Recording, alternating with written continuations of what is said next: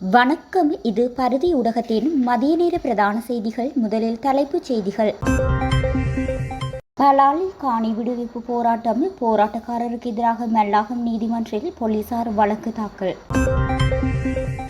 ஆசனவாயில் ice போதைப் பொருளை மறைத்து வைத்திருந்த கைதி சிக்கினார். 2029 ஆண்டு ஜனாதிபதி தேர்தல் சிறையிலிருந்தே போட்டியிட வேண்டும் நாமல் ராஜபக்ஷ. அனுரவை மிரட்டும் நாமல் மகிந்தவின் மனைவி பிள்ளைகளை கடுமையாக சாடிய அமைச்சர். சர்ச்சையை கிளப்பிய கஞ்சிபாணி இம்ரானின் கைது விவகாரம். பாதுகாப்பு பிரதியமைச்சரின் அறிவிப்பு. கனேமுள்ள சஞ்சீவ கொலை சதியின் முக்கிய சந்தேக நபர் பலத்த பாதுகாப்புடன் நாட்டுக்கு. கஞ்சிபாணி இம்ரானின் உறவினரை இலக்கு வைத்த துப்பாக்கிச்சூடு. பெண் உட்பட 5 பேர் கைது. கிளிநொச்சி பளையில் பயங்கரவாத பயிற்சி முகாம். காவல்துறை தரப்பு கடும் எச்சரிக்கை. இராணுவ முகாம்கள் விகாரைக்குள் புதைக்கப்பட்ட தமிழ் மக்கள். ரவிகரன் எம்பி சந்தேகம். இனி தொடர்வன விரிவான செய்திகள்.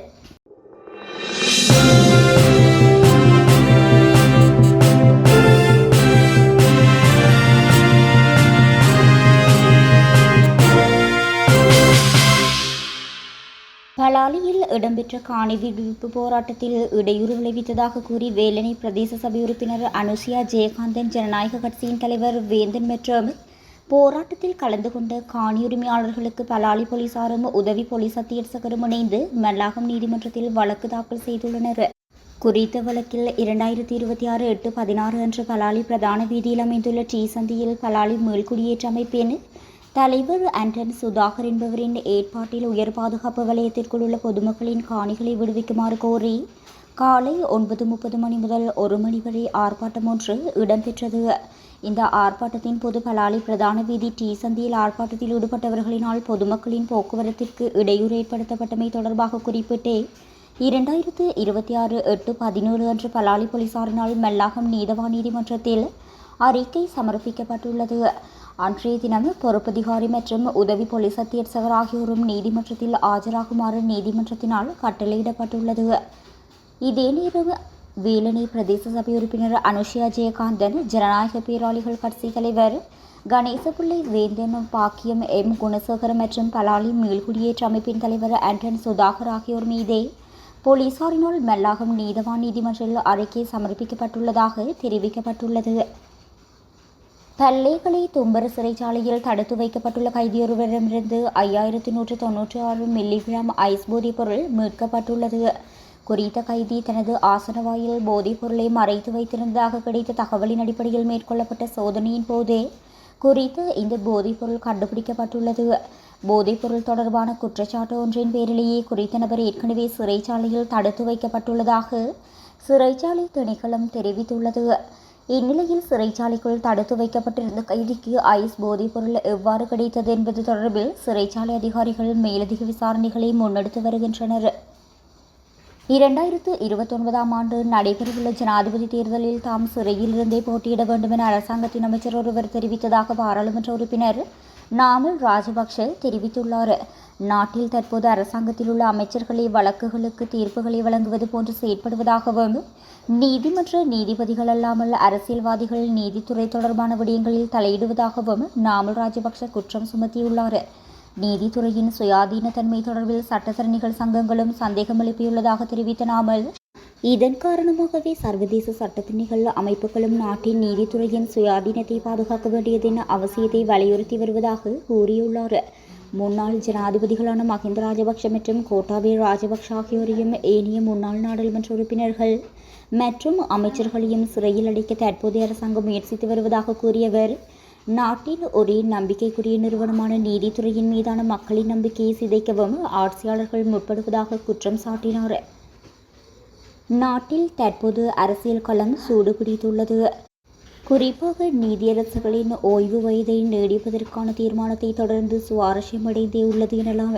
இதற்கிடையில் நாடாளுமன்ற உறுப்பினர் நாமல் ராஜபக்ஷ சிறைக்கு சென்றாலும் கூட அவரை சிறையில் வைத்தே ஜனாதிபதியாக்குவோம் என அவர் தரப்பினர் அரசாங்கத்தை எச்சரித்து வருகின்றனர். அதே நேரம் கடற்தொழில் அமைச்சர் முன்னாள் ஜனாதிபதி மஹிந்த ராஜபக்ஷ மற்றும் அவரின் குடும்பத்தினர் தொடர்பில் முன்வைத்துள்ள கருத்துக்கள் பேசுபொருளாகியுள்ளன. போதைப்பொருள் கடத்தல்காரரும் ஒழுங்கமைக்கப்பட்ட குற்ற கும்பல்களின் பிரதான நபர்களில் ஒருவரான கஞ்சிபாணி இம்ரான் எனப்படும் முகமது நஜீம் கைது செய்யப்படவில்லை என்று பாதுகாப்பு பிரதியமைச்சர் அருண் ஜெயசேகர தெரிவித்துள்ளார். இதுகுறித்து அவர் மேலும் தெரிவிக்கையில், கஞ்சிபாண்டி இம்ரான் கைது செய்யப்பட்டதாக என்னை மேற்கோள் காண்பித்து வெளியிடப்படும் செய்திகளில் உண்மையில்லை.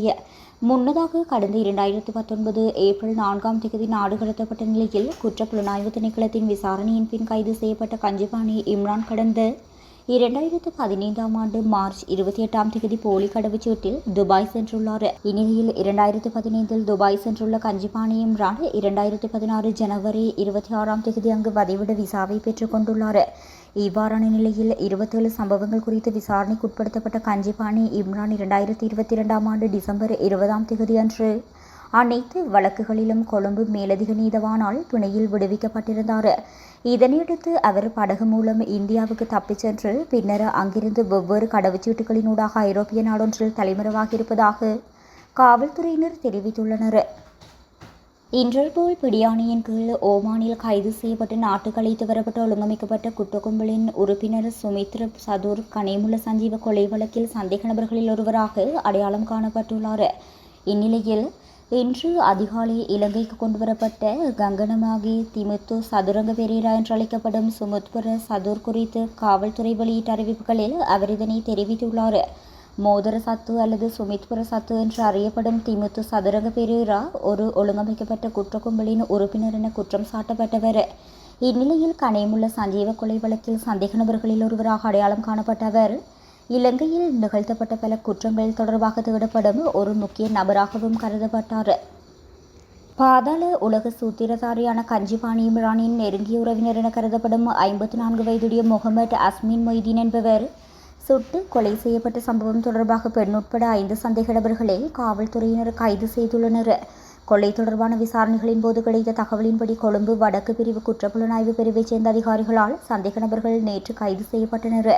தற்போது பிரான்சில் வசிப்பதாக கருதப்படும் குடு 5 என்ற மற்றொரு திட்டமிட்ட குற்றவாளியால் இந்த கொலை திட்டமிடப்பட்டிருக்கலாம் என்றும் காவல்துறையினர் சந்தேகம் வெளியிட்டுள்ளனர்.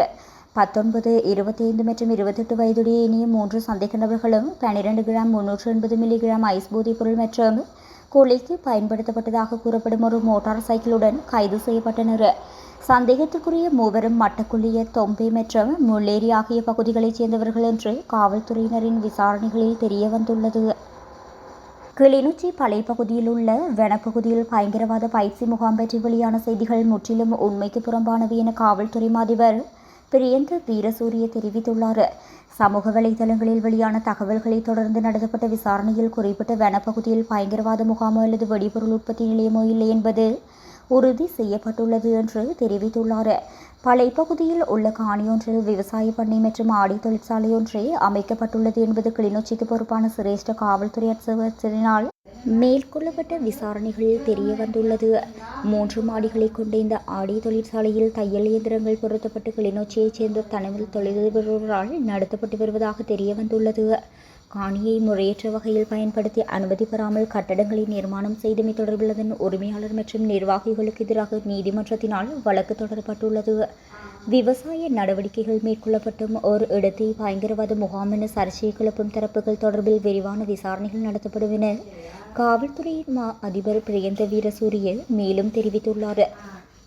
வடக்கு கிழக்கு தமிழர் தாயக பரப்பில் அமைக்கப்பட்டுள்ள இராணுவ முகாம்களுக்குள்ளும் எவ்வித நில தொடர்புகளும் இல்லாமல் அமைக்கப்பட்டுள்ள விகாரைகளுக்குள்ளும் கடந்த காலங்களில் தமிழ் மக்கள் படுகொலை செய்யப்பட்டு புதைக்கப்பட்டுள்ளதாக வன்னி மாவட்ட நாடாளுமன்ற உறுப்பினர் ரவிகரன் சந்தேகம் வெளியிட்டுள்ளார். இதில் பங்கேற்று கருத்து தெரிவிக்கும் போதே அவர் இவ்வாறு தெரிவித்தார். இதே நேரம் ஈழத்தமிழர்கள் மீது நிகழ்த்தப்பட்ட சகல படுகொலைகளுக்குமான சர்வதேச நீதி விசாரணை மேற்கொள்ளப்பட வேண்டும் என்ற ஈழத்தமிழர்களின் கோரிக்கையினை தற்போதைய ஆட்சியாளர்களாவது ஏற்றுக்கொண்டு குறித்த படுகொலைகளுக்குரிய சர்வதேச நீதி விசாரணையை மேற்கொள்வதற்கு ஒத்துழைப்பு வழங்க வேண்டும் என்பதனை வலியுறுத்தி இவ்வாறான போராட்டங்கள் மேற்கொள்ளப்படுகின்றன. அவ்வாறு செம்மணி புதைகுழி விவகாரத்தினை மூடி மறைத்த இனவாத ஆட்சியாளர்களும் சர்வதேச விசாரணைக்கு உட்படுத்தப்பட வேண்டும்.